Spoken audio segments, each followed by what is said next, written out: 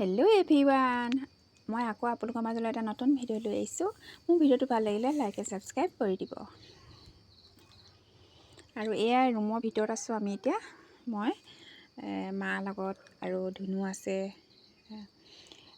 মা মানে অকলে থাকিবলৈ বেয়া পায়, সেইকাৰণে আমি কোম্পানী দিবলগীয়া হয় আৰু হৈও পৰি থকা মানুহ অকলে থাকিবলৈ বেয়াই পায়, লগটো লাগিবই।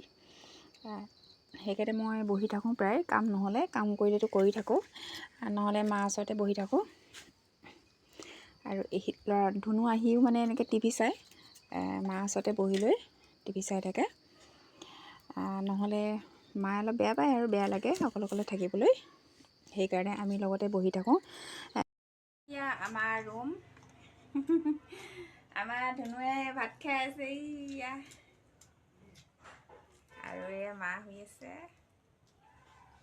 ধুনু স্কুলৰ পৰা আহি কবিতা আবৃত্তি কৰি ভাত খাইছেহি।